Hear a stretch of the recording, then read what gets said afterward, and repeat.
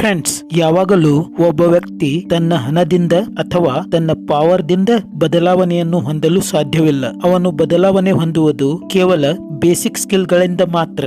ಹಾಗಾದರೆ ಫ್ರೆಂಡ್ಸ್, ಆ ಬೇಸಿಕ್ ಸ್ಕಿಲ್ಗಳು ಯಾವುವು ಅಂತೀರಾ? ಬನ್ನಿ ಆ ಬೇಸಿಕ್ ಸ್ಕಿಲ್ಗಳು ಯಾವುವು ಅಂತ ನೋಡೋಣ.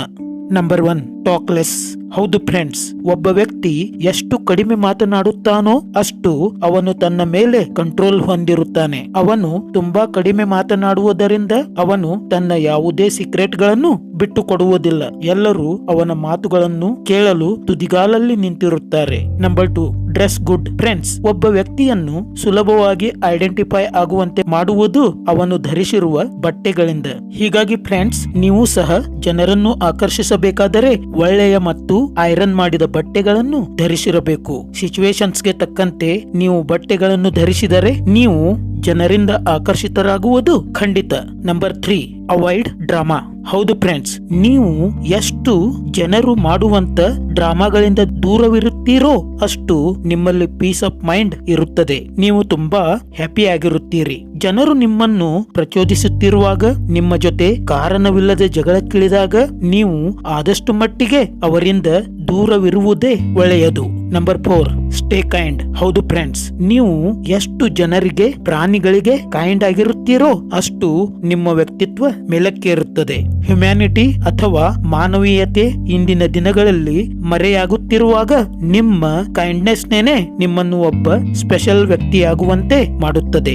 ನಂಬರ್ 5, ಈಟ್ ವೆಲ್. ಫ್ರೆಂಡ್ಸ್, ನೀವು ಒಬ್ಬ ಉತ್ತಮ ವ್ಯಕ್ತಿಯಾಗುವ ಲಕ್ಷಣಗಳಲ್ಲಿ ನೀವು ವ್ಯವಸ್ಥಿತವಾಗಿ ತಿನ್ನುವುದು ಸಹ ಒಂದು ಬೇಸಿಕ್ ಸ್ಕಿಲ್ ಆಗಿದೆ. ಯಾರು ಆಹಾರವನ್ನು ಹಿತಮಿತವಾಗಿ ತಿನ್ನುತ್ತಾರೋ ಅವರ ದೇಹವು ಗಟ್ಟಿಮುಟ್ಟಾಗಿ ಇರುತ್ತದೆ. ದೇಹದ ಜೊತೆ ಮನಸ್ಸು ಸ್ಥಿರವಾಗಿರುತ್ತದೆ. Number 6, chase goals. ಫ್ರೆಂಡ್ಸ್, ನೀವು ನಿಮ್ಮ ಜೀವನದಲ್ಲಿ ಏನನ್ನಾದರೂ ಸಾಧಿಸಲು ನಿಮ್ಮ ಲೈಫ್ ನಲ್ಲಿ ಹಲವು ಗೋಲ್ ಸೆಟ್ ಮಾಡಿಕೊಳ್ಳುವುದು ತುಂಬಾ ಮುಖ್ಯ.